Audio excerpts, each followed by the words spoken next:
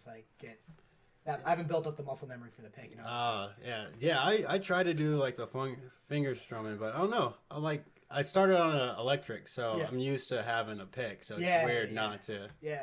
But like playing like Johnny Cash, like you kind of need to get used to using your fingers also. Yeah. But yeah, that's super dope, man. Yeah, I was stoked. And then I heard you sing, and I was like, I didn't even know that you sung. Yeah. Like, is that like a newer thing, or have you done that for a while? No, I mean, my sister and I, like, growing up with all these things. Like, we went to this little summer camp when we were kids called Camp Daggett. I don't know if you ever heard of it, something like near Petoskey. And they always had, like, these, like, looking back, they're really annoying songs, you know, like, it's repetitive. But, like, so when we were, like, 8 years old, though, we just sing all the time. And that kind of just continued as we got older and older. Mm-hmm. And, you know, neither of us really played an instrument. You know, I played, like, trumpet in high school, but it's not like I was... You played trumpet in high school? Yeah. No, it was weird. I stopped for a while, and it was weird because I kept getting called... Because, for like, in high school, I would always get called up to play taps at funerals when people died. And then there was a while, like, when I was done with high school, and I'd be back in town for the summer. And... the only time I'd ever play my trumpet was when I'd get a call and be like, oh, somebody died, you gotta go play a funeral. So that kind of put like a bad taste in my mouth, you know? And so I don't really play too much trumpet anymore. But that's such a, like, were you a teenager doing that? Playing trumpets at funerals? Yeah. Dude, that's a bummer. They'd be like, go stand behind this bush, and then just, you know, when we give you the signal, like, play the music. I'm like, all right. That's a bummer. I can't imagine doing that, like showing up to people's funerals and seeing everyone crying and stuff. Yeah. Dude, that's rough. And you did that for how long? I did that for a few years. For a few years? Yeah, I kind of stopped at a certain point. Yeah, I would imagine. It just kind of bummed me out. I'm like, I don't really want to play the trumpet anymore. So before you came here, when I was streaming video games earlier, I was telling them about how you took this crazy bike ride, like across country. Can you please explain like the journey of that? Because I've never got like the full details of that. Okay, do you want like the ride itself or like the lead up to the ride? Like what? Yeah, everything. I want to know everything about it. All right, so I guess overview, right? I started in St. Ignace, Michigan, where my parents live, and I rode my bicycle out to the Oregon coast. Ended up in Newport, Oregon. I had like 3 big stops. I had 2 big stops along the way. I stopped in Madison to see some of my cousins, and then I had some friends in Boulder, Colorado. So I kind of did like this little like zigzag across.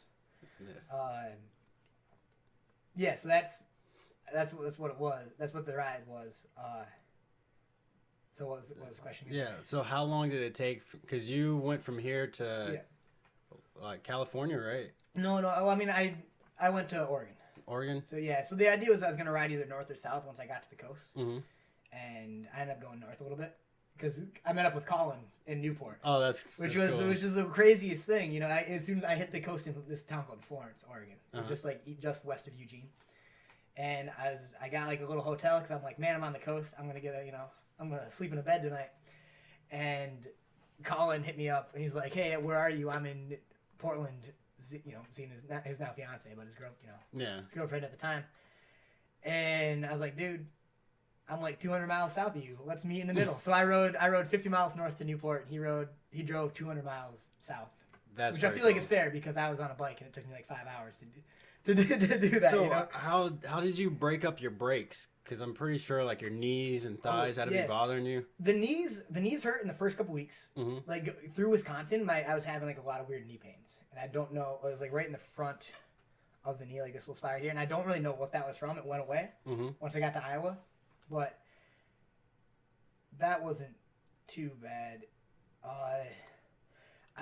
I'd take like a rest day like once a week or so. So usually I get like once a week. Yeah, because you got to keep moving. You know, you can't just sit. You got places to go. It's a big country. That's brutal. You know? But yeah, I get like a little cheap motel or something, and it's like conk out for a day. But yeah, because it was hot. I don't know. Like, it was super hot this summer. Yeah. It was like heat wave after heat wave, and Iowa was tough.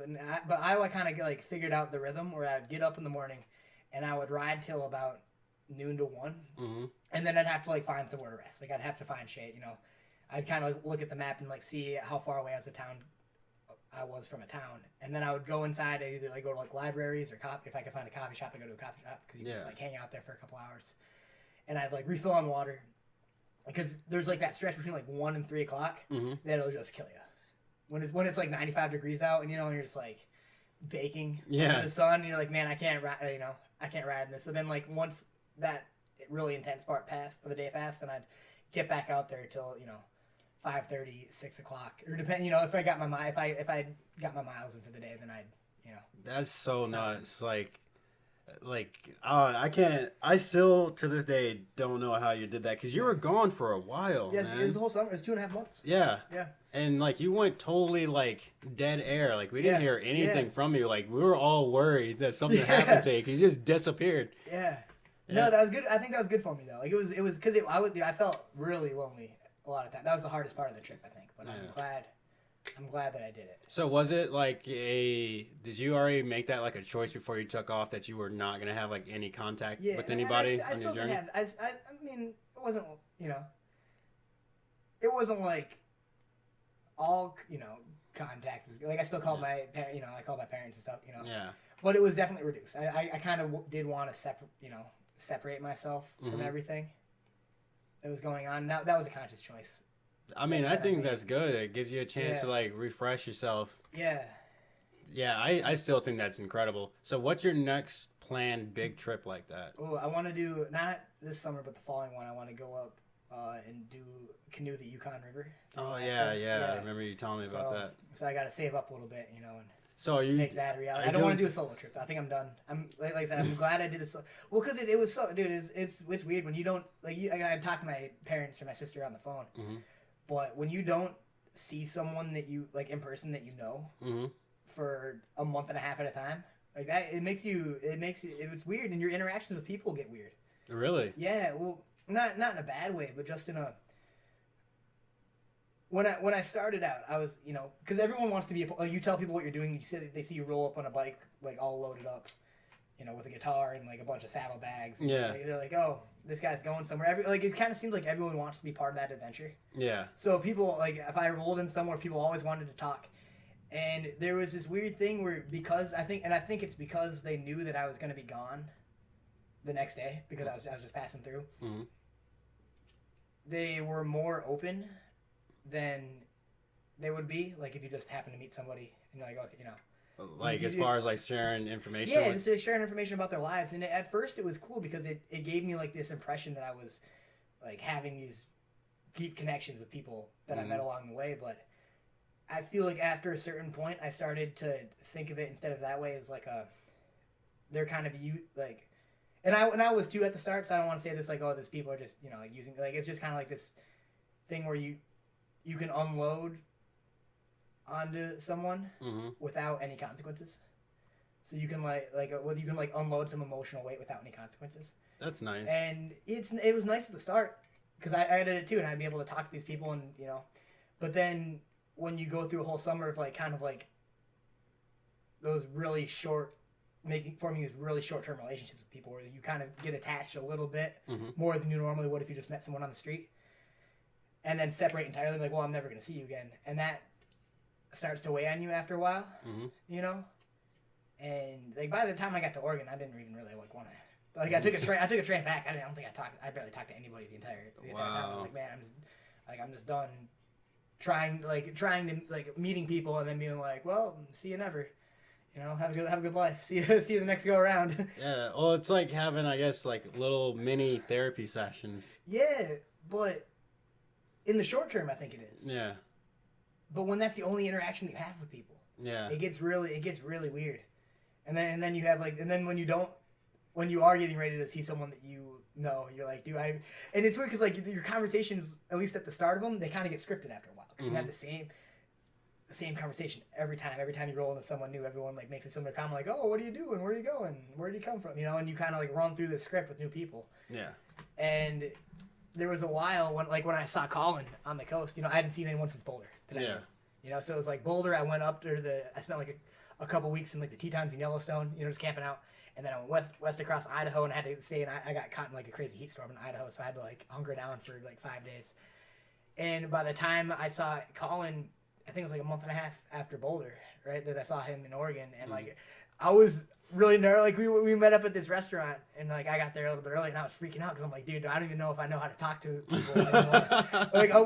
Without immediately jumping to that script, you know. And then he got there, and it was fine, I I was able to hold a conversation, So But it was weird. How was it like your first day back and like home around everyone? I was riding around in cars. I felt like I was going super fast. It was crazy. And like so like my whole sense of like distance got messed up completely. Because like I'd get home and I was like talking to my parents. They picked me up at the train station down in Kalamazoo, and they're like, yeah, it's like like 300 miles back to the UP. I was like, whew, that's a and they're trying to make plans for tomorrow, and I'm like, wait a second, it doesn't take a week to go 300 miles. It takes a few hours. Oh, like you already had it in your head, this is gonna be a long car ride. It's so weird. And then you get in a car and you're driving 75 miles an hour, and you're like, whoa, dude, this isn't right. This is weird as hell.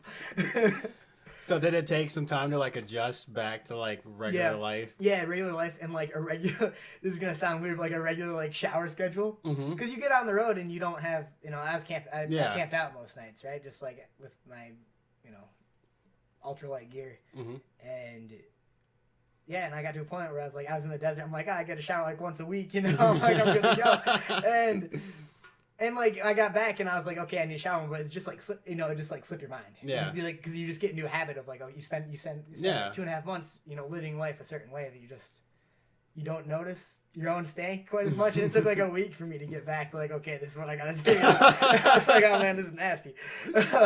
Yeah, dude, we were all so happy to see you when you first walked back in, dude. Yeah. Because like. It was so weird while you were gone. No, I didn't tell anybody. I showed like a big shot.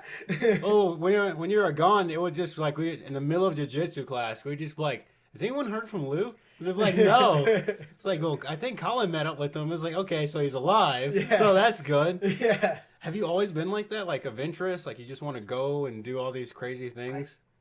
I don't know. I do a lot of backpacking. Right? So like I'll do like little backpacking, like not like super long trips, but like up to like 2 to 5 days or something, do like a backcountry trips. I like movement. I don't know, because it's not like this trip wasn't about having a vacation. Yeah. It was. I was more attracted to the lifestyle. I guess that's always been a thing for me. I've always kind of wanted to move more than settle. Yeah. That makes sense. This is the first time I really acted on it. I tried to do a road trip a few years back with the same intention, and it didn't really work out. But, so I mean, I don't know. I'd say it became a big thing about 3 years ago, though. So like when I blew my knee out, that was kind of a big turning point in my life, and I started, reading more, thinking a little bit differently. How'd you blow your knee out? It was at SFS. Really? It was like one of my first times. Yeah, it was like 3 years ago. I was at MSU, and like one of the friends I was like fighting with there, they're like, Clayton? Yeah. Yeah, Clayton's like, you gotta come to SFS. So we like, a few of us like drove out to started like driving out to SFS for drop-ins like once a week or something like that. And then I think it was William Vincent. I'm not entirely sure, because I can't, because I was there one day, but I'm pretty sure it was him. It was just a freak toss. Yeah. It was like a headlock, and my foot my foot stuck to the mat, my body twisted, and then the knee I got in it. So it wasn't like it was like cranking the heel up or something. It was just a freak accident. But then the recovery was like a really low spot for me. And yes, I started reading more. I started journaling.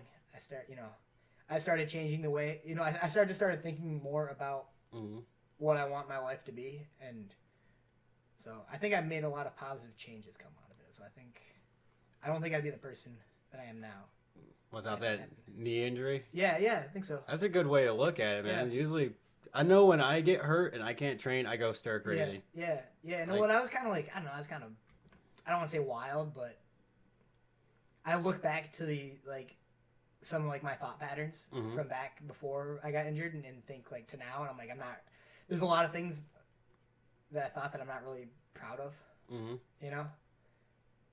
so I'm glad I don't think that way anymore. Yeah. No, it makes a lot of sense. I think a lot of fighters have, trouble like that. Yeah. Like we're just such go-getters that when we have to stop and not be able to move, we turn on ourselves almost. We start feeling worthless or useless. I know that's how I am. When I take an injury, I can't train, I can't do anything, dude. Yeah. I'm like, dude, I'm not doing shit with my life right now. I'm just wasting it. Yeah. Because they're so used to just being on that grind constantly. Yeah, I totally understand that. I mean, I hit a really bad spot a few years ago. Same situation. like, which was nuts. It was right after I won my first ever championship fight. Like, I became like the WXC lightweight champion, all this cool shit. And then right after that, I took an injury, and like, dude, I was just so foul towards myself. I was thinking all this terrible shit that I would never ever think about. Yeah. It gets weird. It gets weird. Yeah. But I think, like I said, I think all fighters are like that. Like I think we stay so active that when we are not active, we don't know what to do. So you think it's a result of the lifestyle, or do you think the lifestyle is a result of that mindset? Because I think that mindset was there for me even before. Oh, really? Yeah, I think so. I think the cause and effect for me is flipped a little bit. Yeah. Well, like, I think I would argue that like if you look at the people who choose to be fighters, that those are the people who kind of have that little like thing in their head. Yeah. It's there before, and then that just leads to a greater chance of choosing to be a fighter. Well, there's a great quote. I don't remember what boxer said it, but during an interview they asked him like, if you weren't boxing, what would you be doing? And he said probably breaking into your house. So like you may be onto something. Yeah. Maybe it's that special little thing. I mean, that I don't know how to put it, because it's like you're a good person. Anyone that doesn't know you, Lou is a very, very good person, super chill. But like, even like the most chill people can still have like that dark side to them, and I think fighting just helps like balance us out. No, I think so, and that's like what I was saying. Like before I got injured, I took a couple years off competing anything, when I got to college, and then I was like, I had like that ill-fated like walk-on thing where I was like wrestling at MSU for summer and preseason. And then I I was kind of fighting around that time, and then I blew my knee out, But that whole time, like, I'm not like, you didn't know me back then. Yeah. And I'm not a completely different person in every way, but in a lot of ways, like, I wasn't as relaxed as I am now. I wasn't, I was like higher stress. I was like, Yeah. I was a little chubbier, and I had like a shorter fuse on me, and yeah. Oh, dude, so, I used to be super overweight, and I had big anger issues. Like, I still have a problem with authority, kind of. Yeah. But, like, now, like, I don't know. I feel like fighting mellows me out and gets me more relaxed. Yeah. But, like, before I discovered, like, martial arts, dude, I was, like, a terrible kid. Yeah. Super just angry all the time. Yeah. And I wonder, too, if fighting, like, one of the benefits of it, if you have like, kind of, like, that shorter fuse, is that you, like, lose the knee. I don't know how I want to word it, but if you don't feel that confident in, I don't know, there's a lot of pressures on like what you're supposed to do as a dude, though, right? Yeah. And for me, I feel like if I'm a good fighter, and this is I don't know if this sounds weird, but if I'm a good fighter, it kind of gives me leeway and be like, I can enjoy whatever other things I want to enjoy, Yeah. Because like before I would have been like, and I don't know why, but I was like, I used to be like really self-conscious about my music choices all the time. Really? Like, yeah. Because like, so, you have like one friend who like gives you shit. And then like, for the rest of your life, you're like self-conscious about it. And then like, I don't know, like no one like I can drink a girly drink, and it's like, if someone calls me pussy, it's like, well, like I can beat your ass. Yeah. Like, no, it gives you, this, like almost like you can become strong enough to choose to be gentle. Yeah. You kind of like earn the right to be gentle if you, in a way, and it shouldn't be like that. Right? You shouldn't have to think that way, but I know that's how my thought pattern kind of.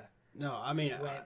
I totally. It's funny that you say that, because a lot of stuff that you're saying I relate to a lot. Yeah. Like me, I grew up mixed, and I mean, as you see, like I play guitar and all this other stuff. But in high school, I listened to like The Used and My Chemical Romance and like Johnny Cash and all that, and people didn't. I got teased all the time about my music choices and all that. And luckily for me, I had an uncle that was just like, "Fuck those people. Like they don't matter." Like, but it was really hard because I grew up skateboarding and all this other stuff. So I always felt like I didn't really have a place to belong. Yeah. Like as far as like groups. So I just kind of like made my own group. And then I got into fighting, and it's like it's weird. Like as soon as you become a fighter, everyone wants to be your friend. Everyone likes you.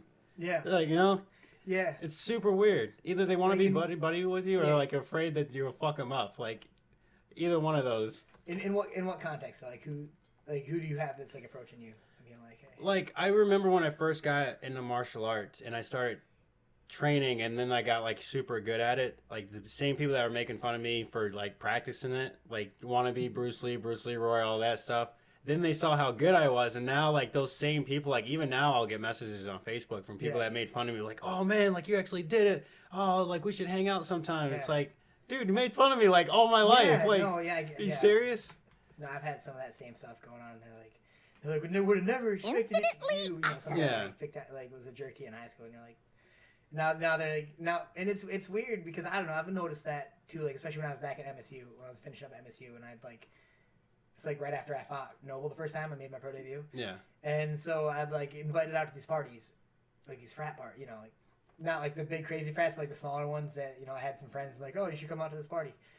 And they'd try to get like, as soon as they found out that I was a fighter, they'd like try to get like really close with me. And like, it's almost like they're trying to, and they always talk about fighting.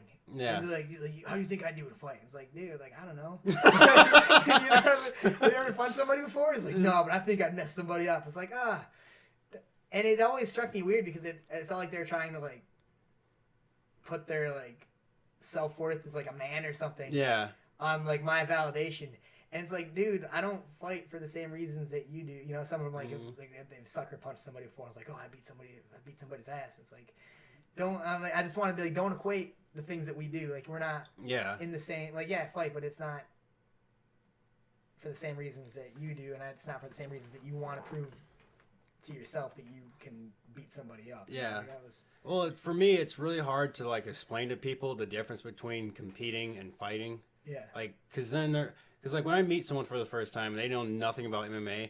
Of course, they think like, oh, like he's so violent or mean and stuff. Yeah. But I love competing. Yeah. I like proving, like showing my skill against someone else's skill. Like that's awesome. Like if I can win a fight without hurting someone, if I can get someone to the ground, sink in a rear naked choke, and neither one of us take any punches, I'm cool with that. Yeah. You know? But sometimes people gotta get knocked out. Like it happens. Sometimes people gotta, you know, it is what it is. But yeah, like I would love to just win every fight, no damage to me or my opponent. Yeah. That'd be great. It does kind of get you down though, if you do end up on the bad side of a whooping. Yeah. And like for me, like I feel like most of my fights I win by like taking somebody's back and choking them out, and then I can talk to him afterwards and be like, oh, you know, that's fun to watch. Like I did that at the casino last time I fought at Motor City Casino, and we were like, Noble and I were like we fought, and then like we were watching Taylor fight Hernandez. Mm-hmm. And we were just like shooting the shit, you know, backstage watching this fight go down. And that's cool. But then when you get like elbowed in the face like my last fight and you get sent to the hospital, you know, it's kind of like, it seems unfair, you know? Yeah. So, like, man, like, so explain what happened in your last fight, because I wasn't there, if you don't mind. Yeah, no. I got back from my trip. Yeah. I think I got back on like a Tuesday or something. It was like midweek. Mm-hmm. I put like 3 days in the gym. And I felt really, you know, like my striking came back right away to where it was. My grappling didn't, but it still felt pretty strong, you know. It wasn't like where it was when I left, but it felt pretty strong. And I was like, and I felt like, I was like, this is weird. I feel like I never left. I went up to James. I'm like, James, find me a fight as soon as possible. I want to get back in there. I'm ready to hurt somebody. Mm-hmm. And that weekend was my dad's birthday, so I went up to the UP for my dad's birthday, and we were drinking, and then James gave me a call on like a Sunday. He's like, I got you a fight at a 160 catchweight against Ermal Haderbij or something like that. Do you want the fight? And I was like, I'll take the fight. I'll whoop him. And he's like, I don't know, James said he was like an Albanian national champ kickboxer. I don't know how we got that credential. I don't know what that means, because I feel like James can hype things up sometimes a little bit. Yeah. More than they're worth. But yeah, so I went out there. I usually fight 145. This is a 160 catchweight. Mm-hmm. I went out there the first round. A short striking exchange, but I rocked him. Mm-hmm. I got a body lock takedown. I spent like 3 minutes of it in mount. I kept going for this. I was afraid of gassing. It was like my big thing. So I didn't really work that much on top. I kept going for like this little lazy arm triangle that he was stuffing. I didn't do any damage. I played really tight. Mm-hmm. I was like, I didn't trust my gas tank. Yeah. And so I was like trying like really like I don't want to push it too far, you know. I don't want to like gas myself out. And then the round break came, I stood. James talked to me for a minute, and then I came out super flat in second. I gassed anyway. Oh, really? And then I gassed hard. I didn't set. I took some shots. I didn't set up at all because I was like, because I started getting tagged. Mm-hmm. I was like, I started shooting more. No, you're good. You're good. And there's a bad scramble. He ended up a mount, and then I got elbowed a lot. And, nose broken, ear all blown up with blood, a couple scars on my face that you can see now, one up here, one over here that had to get stitched up. Yeah. And it's a mild concussion. So I didn't go out, but that was the fight. I should learn my lesson about fighting without training for 3 months. So where was your mindset after that loss? Like, I wanted to take some time. My nose took a long time to heal, and I wanted to make sure my head was okay. So I feel ready to go now because I don't feel like he was a better fighter than me. Like the first round, this is from James again, so I don't know if it's how true to the fact it is all the time. Mm-hmm. But James said on 2 of the judges' scorecards I 10-8'd him the first round. So I don't think I'm not I think if we fought again, like me right now, I think I'd beat him pretty good. So I don't think it's not like I'm depressed. Like, oh, he was a better fighter than me. I got beat by somebody who was better than me. I don't think that. I think it's just I just learned a lesson. That's what happens if you don't prepare for what we're trying to do. So you took that on 2 weeks' notice? A week. A week? A week. Yeah, it was like the Sunday before the fight, so a little less than a week. Oh, wow. I drove back down here. And put some time in the gym, but I wasn't training hard because it was fight week. By the time I got back, it was fight week, and then I went straight from the bike. I was hoping the cardio built up from the bike ride would carry over a little bit more, but it didn't. Yeah, it didn't really. Fighting cardio is it's completely different. Yeah, way different. Yeah. But now I'm ready to go again. I just want to make sure that I have the nose took 2.5 months to heal. Oh, wow. Before I felt like it wouldn't break if it got hit again, And it's not perfect now, but I've eaten some pretty big shots and it hasn't broken again on me. So are you planning on going back to 45? Or are you fighting 45? I'm getting established at 45. I'm gonna get a couple wins. Try to get back to legacy. Okay. So what made you pick 45? Just you feel like that's the most comfortable? Yeah, I feel good there. I thought about going down to 45 one time, and then I realized no. Yeah, there's no. Yeah, that'd be like me trying to go 35. No, yeah, I'm not gonna kill myself to do that. The thing is, I thought about it, and then I saw how bad it was for Pettis, because me and Pettis are built pretty much the same. Yeah. And Anthony Pettis, he said that he went down to 145. He won his first fight. His second fight, he got smoked by Max Holloway, but it's Max Holloway. But he said after that, when he decided to go down or back up to 155, he actually got to 210 pounds, the heaviest he's ever been, because he put his body through so much hell that his body didn't want to let go of the weight anymore. So anything he put in his body, it just would not come out. Yeah. And I was like, I definitely don't want to do that. I'm a solid 155er. I'm pretty big for that division. So yeah, I was like, I'll pass on trying to squeeze down to 145. Yeah. There's no way. So, for anyone that's never seen you fight, you have a really, really, really unique striking style. What is your influences and where did that striking style come from?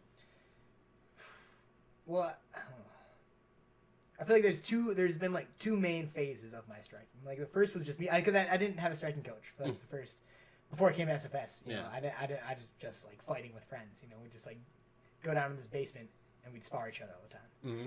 And I got punched in the head a lot. So at first it was just me trying. I'd still try to do the normal more stiff movements and I just get punched in the head all the time. So that's I started getting a little bit better head movement from that because I didn't really know much other than a friend would come in who does some boxing class. You gotta move your hips like this when you throw a punch. I'm like, all right, but no one really knew what we were doing, so we were just kind of winging shots at each other. Mm-hmm. And so I didn't have a grounding in a real striking style. Mm-hmm. So I think that's where some of the weird footwork comes from. Mm-hmm. And that carried me through until I fought Brandon Noble the first time. And he punched me in the face a lot. And I remember I got because my face was all swollen and everything. Yeah. I scared kids at Panera Bread the day afterwards. I was wearing I had these aviators that covered it up really nicely. Mm-hmm. And I went inside And I sat down. And I was like, oh, I need to go fill up my drink. So I took my glasses off so I could walk without like bumping into things because it was dark in there. Mm-hmm. And like I saw these like there's like these 3 like 8-year-olds at this one table and they just like staring at me. I was like, oh no, I'm a monster. And no, it was after that, and I got back in the gym and I was like, something has to change. Mm-hmm. Like this isn't working. Something has to change. And then I started just like getting real goofy with stuff. Mm-hmm. I started like watching Dominic Cruz fight a lot, and I started like just bouncing around and like throwing shots for a while and was like jumping back and forth, and like over time that kind of settled into what I do now. Yeah. You know, like I use I'm big on kind of like skirting the outside with movements, like quick dashes in, you know, and then like cutting that like in and out on that angle. So like it's So why Dominic Cruz? Like what made you look at him? I just looked at him. I was like, "That's the stuff, man." Like, that's, and I didn't like fighting with my hands up because like I was in these fights and my arms always got tired and my hands would come down anyway. And so I'm like, you know what, man? I'm just gonna learn to fight with my hands down. Yeah. Because like I would like start off here and then like I do like the first wrestling exchange and then like for some that's always been a thing for me where like I'll be striking tight and then I'll do one grappling exchange and then break off and then my arms like feel weird and they don't react the way I want them to. So I'm like, I don't want to put them through extra stress. And now I keep, at least my left hand a little more home because I don't like getting kicked in the face. Yeah. Which happens to me more than it should. But your style is very different, and it's definitely hard to deal with because you fight the way that you do. Like it forces people to approach you. Yeah. And when they don't want to, which offers you like opportunities to land counter shots and takedowns. Like your wrestling's phenomenal, but also fighting with your hands down the way that you do, like it baits people into throwing shit at you. Like, oh, his hands are down, but they don't realize how good your head movement is, so they end up eating shots. I've eaten counter shots. That damn tomahawk punch, like kryptonite. That thing's the goofiest thing. Dude, it shouldn't work. But it does. But it does. I remember the first time I did it, I was sparring with Taylor Moore, and we were going. This is pretty recent too. It's like a couple months ago. And we were going, and I was like, I'm gonna do some goofy shit because we were just like we were going kind of, we were going like it's a normal sparring. We were going like super hard. Yeah. And like I jumped up and I came down on it, hit him right in the head. I was like, whoa. And I was like, and we started sparring again. I'm like, I'm gonna do it again. I'm gonna see like that might have just been a fluke, I'm gonna do it again. I did it again. I was like, boom, and I came down and hit him. I was like, whoa. And then I'm like, if I can do it one more time this round, then it's legit. And I did it, I landed again. I was like, oh shit, man, I just figured something out. Because it's a legal shot, and the way it lands like on like your hairline, and it drags down. Yeah. So no matter what guard you put up, like it's still gonna connect you and like rock your brain backwards. Yeah, absolutely. It's but yeah, actually, I forgot there's a trash can like right there. Totally forgot. I put that there just in case. But yeah, it's such a weird shot. Like you would have to do like a ridiculously high guard, but you could fake that and go to the body, and that would be just as bad. Yeah. No, what I do a lot is I use it to like as an entrance for my two. Like I'll come like down here, and then like once that lands, because it's not always the hardest shot. Like, I've never really felt it, so I don't really know how hard it lands.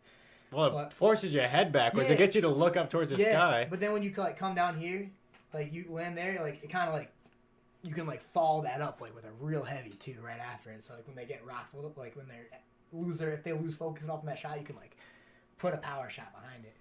And nice. That's what I do a lot. Every once in a while, somebody will just like instead like I try to only do it when I know people are gonna like hunker a little bit and then not know what to do. Mm-hmm. Every once in a while though, somebody like just looks at me like I'm stupid, takes a step back, and then blasts me in the face. And I was like, oh shit.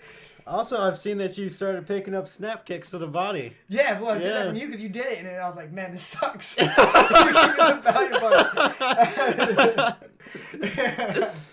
then I started doing it, and dude, it works. It works, right? And then it sets up head kicks too. Yeah. Because you just like you show a couple, and then you just like bring it up the same way, and like almost like question mark kick it over, and like you just put people in the face, and you're like, man. Yeah, because like in kickboxing, when you chamber a kick, you chamber every kick the same way. So with me throwing snap kicks, like as soon as they see that leg come up, they instantly like protect their gut. Yeah. Like I land head kicks all the time, just doing that one kick. Dude, it works. Yeah, and it sucks the wind out of you. Even when they like graze you, like you feel it every single time. Yeah, and there's a good chance it's going right in that liver zone too. Yeah, I love it. Yeah, doing that against southpaws is like the meanest shit. Dude, I was so mad that one day when you were doing it to me, and I was still wearing the big headgear. Yeah, and you couldn't see I couldn't see anything. I couldn't see like your belly button down. And then like I'd be going, and you don't like show it with your upper body at all. Yeah. So I just be sparring you. I'd be looking at like your chest. You know, that's where I look when I fight. And all of a sudden, like I just feel something in my belly. I'm like, oh, this is bullshit. I couldn't see it at all. So we'd just be going, and then all of a sudden, like I'd be in front of you, and then I'd just like feel my gut like going. I'm like, oh shit, you know. Well, it's funny because like I threw that kick one time, like literally one time against Tim Farr, like way back when, and I hit him with it, and it knocked the wind out of him. I was like, oh dude, I'm sorry. He's like, no, it's good. It's good. He's like, you should train that. So I literally like spent 2 weeks throwing it on the teardrop bag. Oh yeah. Like that's how I learned how to like arch my toes properly for the kick. So I hit with the ball of my foot. Like if you want to get your snap kicks good, do it on the teardrop. Yeah. And like I train that, and now that's like my signature kick. Like I throw it everywhere. I throw it like a jab. Like I love it. I love that kick. It's it makes fighting so much easier. It's like it's like a super long jab. Yeah, and the great thing about like the straight kicks too, I mean, for like, because whenever I go against people doing that, it makes me really hesitant to like close space. Yeah. You know, it's like in that same family as like those like little weird oblique kicks to the knee. You know, like it just like stops you, and it makes you like really hesitant to like blitz in and try to land a big overhand, or you know, like get like inside your range a little bit and like throw something over the top. It makes it really difficult to do that. Yeah. Or like to put that wrestling pressure on somebody, you know, if you're trying to like come in a little bit low, like it's scary because if you do go low, they can flick that up to your chin, you know. Yeah. It's like, well, like Ryan Clark, I abuse those against Ryan because if he gets anywhere near me, dude, I'm flying. I'm not stopping. Like the only way I can ever stop any of Ryan's takedowns is I have to somewhat gas him out first. Yeah. If I can get him to slow down a little bit, it's a lot easier. But dude, he's like he's so strong. Dude, he's so strong, bro. He's just one giant muscle. Dude, I know. I love him though, man. He's awesome, but he hits so hard and he's so strong. Like once he gets you to the ground, like if it wasn't for jiu-jitsu, bro, I'd be fucking stuck there. Like as soon as we go to the ground, I just like panic and like I spam underhooks constantly against him. But like once he flattens your back, dude, you're gonna be there for a while. Yeah. So yeah, he's strong. I like going against him. He's funny too. Like he'll eat a shot and just like not even turn from it. He's got such a strong like neck and like and shoulders and everything. Mm-hmm. I don't think it's possible for him to get hurt by a punch. I think everything like just stays put. I think it's like it might be impossible to knock him out. Yeah, well, his brain doesn't move, his head doesn't move if you hit it. It just like. It just bounces off. He's like, ugh. Yeah. he comes forward again. Yeah, he doesn't. The only time I know that something hit him is because he'll do like a little like shuffle and just like go ugh. Like other than that, if he didn't make that noise, I would think like nothing affects him, bro. Just like he's just a fucking brick of a person. And then he keeps like coming forward at you, and I feel bad sometimes because like I'll feel that pressure coming. I'm like, you want him to like respect the space, you know? Because like, and then you keep hitting him, and then you're like. He doesn't care. Yeah. You throw a little more harder and it's like, oh, shit. I think it's kind of good that, like, because, you know, when you start learning striking, you start learning about space control and all that, and then you get comfortable sitting in that space. Ryan does not care about space control. Like, he's going to get near you no matter how many shots he eats. And which is okay because he doesn't get right. Like, he's got a chin. Yeah. He hasn't been getting hit his whole life, and now he's got a giant neck that can eat shots for breakfast. And with his level of wrestling, like, dude, he's gonna smash this guy. He's you may hit him, but once he gets a hold of you, you're gonna have a bad fight, bro. Yeah. And then you have to get back up. Like if you answer that bell, then you have a second round that you have to do the same thing, and it's tiring going backwards. Yeah. I'm excited for his fight. That's gonna be a good fight. I can't wait. I feel so bad for whoever he fights. Cause the guy's fighting does have some wrestling. He was like a regional qualifier in high school. But didn't do anything after that. So he's way taller than Ryan, right? I heard. I don't know. I haven't seen a picture, but I heard that they're about the same build. So similar, like short, stocky, strong builds. So I don't think he's gonna be that much taller. Mm-hmm. Yeah, I think it'll be good for Ryan because it's I don't know. I don't really remember my debut. I'm pretty sure it has to be nerve wracking. Like it's scary now. As many fights as I had. Yeah, it feels like a wrestling match though. I don't know. I feel or similar too. Mm-hmm. It's different because you only do one every few months, and your record, you don't have a chance to like improve your. If you do mess up, you don't have a chance to like recover that on your record for a while. And the fact that you might like end up in the hospital is always going. But I remember my debut. Do you? Yeah. How was it? It was fun. It's weird. I was bad. I didn't throw a single punch on the feet. Mm-hmm. I shot this really sloppy takedown. It was like done in a minute. It was only lasted like a minute. I was this really sloppy takedown. I passed it to his mount, and then I punched him. I started punching him, and I think like one of my gloves like went like the knuckle like went into his eye, and like one of like the first punches I threw, and then he turned over and tapped the mat. Wow. And that was it. I was like, oh, I'm a badass. Well, I lost my amateur debut, and then I won my next fight. I can't remember the kid's name. His last name starts with like it's Pull something. Wiesel fought this kid too and smoked him. But the way I beat him was like the most ridiculous shit ever. So he threw. I'm southpaw, and I guess he's never fought at a southpaw ever. And he threw an inside leg kick, and caught my knee with his foot, and like shattered his foot and fell over. And I hit him like twice. And they stopped the fight. And it was like over in like 10 seconds. And I was like, yeah, I'm the shit. I'm the best. Like, totally like fucked himself up. Oh, man.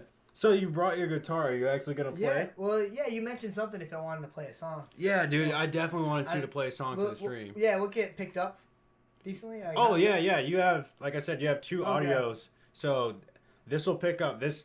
Mic is ridiculously good. Okay. This is like one of the best mics in the world. So if you sing, dude, it'll pick everything up. All right, cool. Yeah, I'll do that then. Can I use the bathroom before we do absolutely. I'll get everything set up for you while you're... Ready? No, that's my closet. If you go downstairs, so go downstairs, cut a left, and then you'll see the kitchen. Okay. And then the bathroom's right there on the right.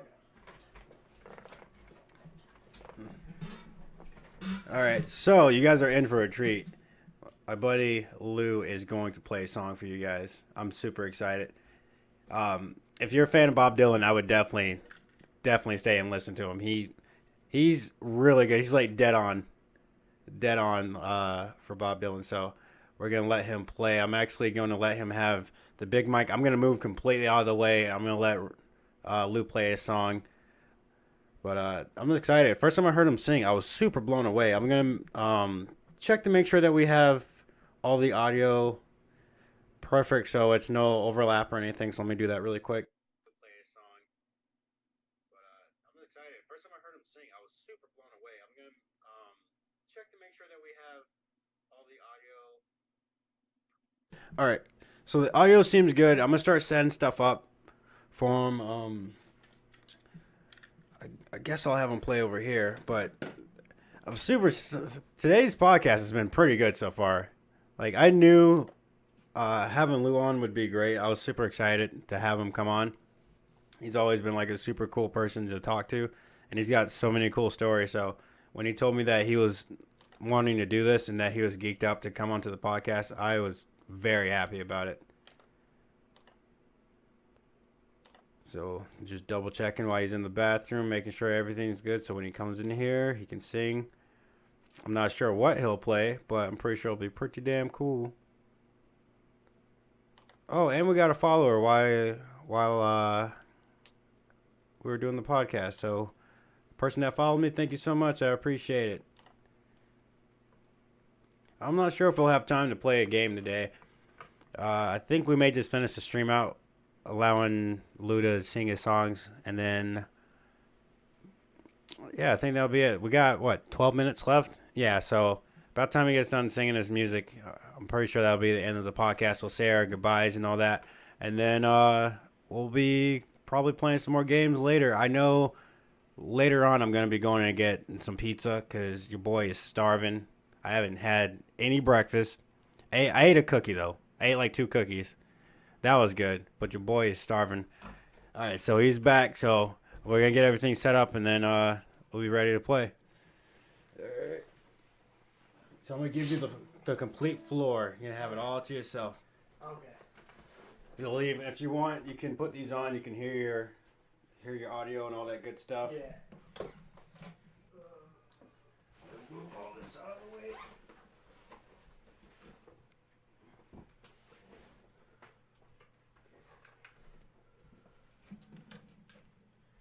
ready, just move that right up to you. Actually, scooch this over. We'll put you dead center. Dead center. Oh, Dead center, bro.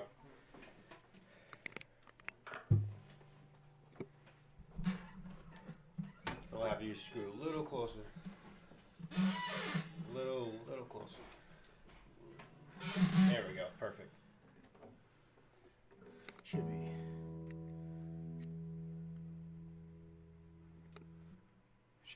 Okay.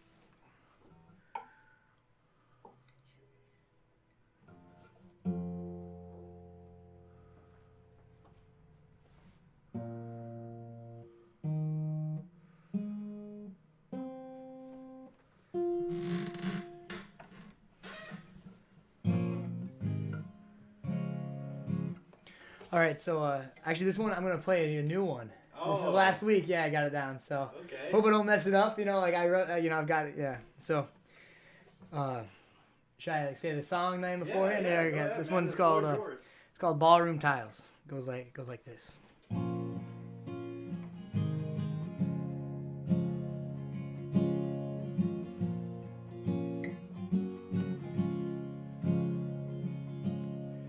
Dancing along them ballroom tiles, twirl you around your dress waves wild.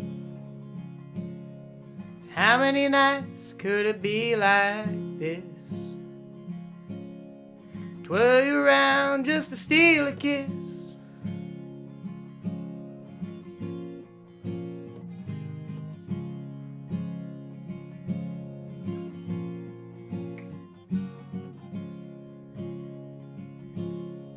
I met you a long time ago. Didn't make a move I didn't know, but you saw me there beneath the halogens. Took my hand, said let's begin. We took that trip down to Mexico. Strolled around in the evening glow. Music rolled right out the door. Hand in hand we took the floor. And those starry nights we shared out west, sunset glow over mountains crest.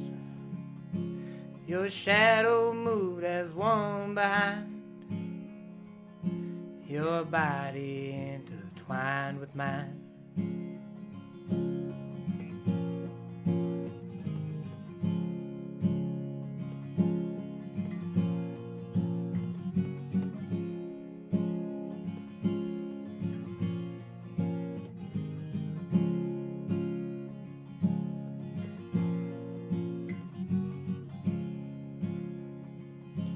Mistakes I made along the way, in my lying, drinking, rowdy days.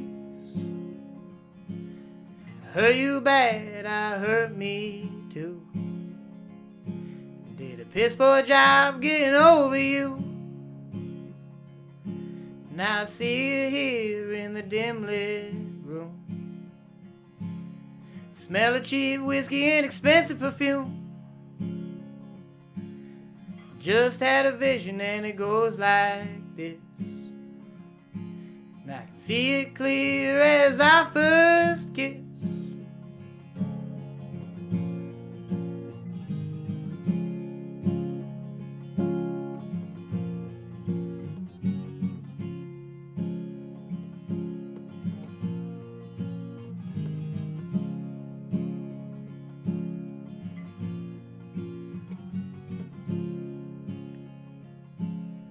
Dancing along them ballroom tiles,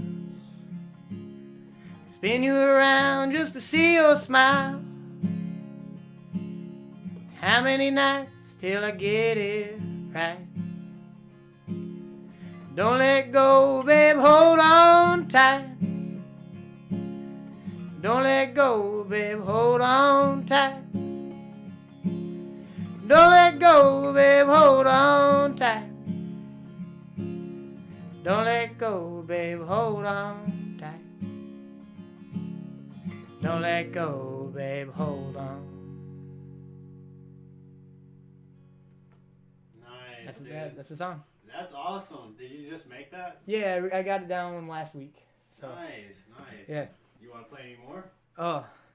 Do we have time for that? Do we got to play a game? Yeah, we have 6 more minutes. Yeah, 6 more minutes. Do we have to play? Are we going to play a game or? No. All We right. can finish out with this. All right. Yeah. All right. That was a. It's kind of a slow one. I'm gonna play a fun one here. Okay. All right. That's not how it starts. Sure. It's called Good Morning Sunshine.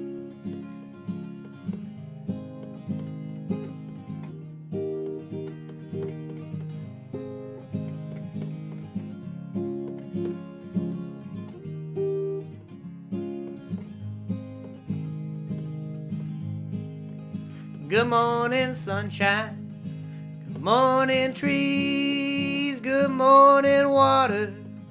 Good morning, breeze. I'm ready for the day, wherever that leads. I'm ready for the day to give me what I need.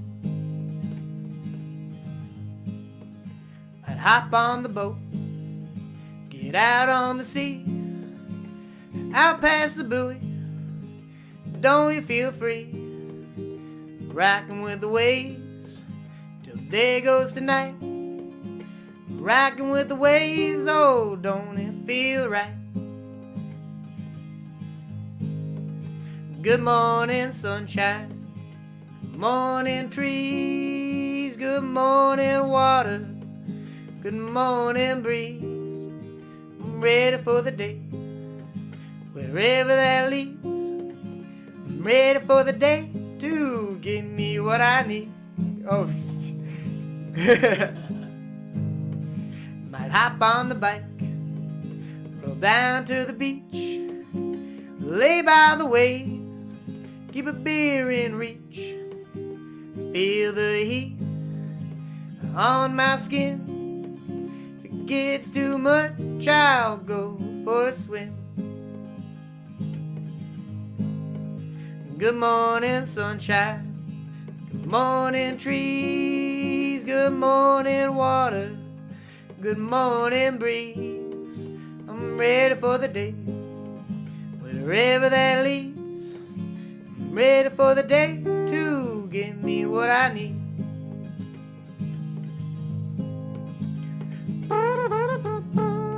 Oh shit. Let's try that again.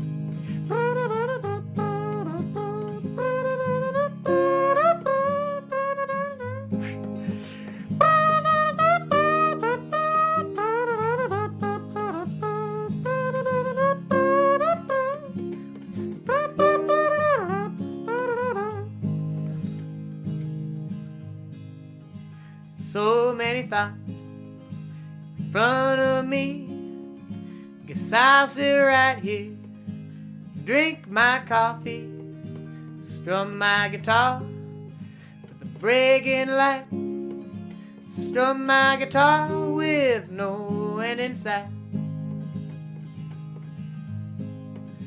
Good morning, sunshine. Good morning, trees. Good morning, water. Good morning, breeze. I'm ready for the day, wherever that leads. I'm ready for the day to give me what I need. I'm ready for the day to give me what I need. Awesome, dude. That's awesome. Thank you. I love it, bro. I love it. Let's see. How much time do we have? We've got 2 minutes. 2 minutes. All right. I gotta. Yeah. Say what? No, what were you saying? Oh, nothing. Yeah. Dude, that is incredible, bro. Thanks, man. That is absolutely incredible. And how long you been doing that? A year in September. So A year in September? a year and a third now. So. Is that yours? Yeah. That is. You've only been playing for a year? A little over, yeah. How long you been singing? I mean, I get like seriously. I guess I started trying to get better once I started playing guitar. But I mean, I've been singing my whole life. That is ridiculous. That's so good. Thanks, man. I love folk music, so of course, like I'm super biased. Yeah. But dude, I love it. I think that's awesome. So do you have any like Instagram, Twitter? I got an Instagram. I got Instagram. Shout it out. I think it's just Lou Radecki. It's just my name. Might be Louis. Let me check actually. I don't know. Look up Louis. I think it's all one word. Lou Radecki. Shit.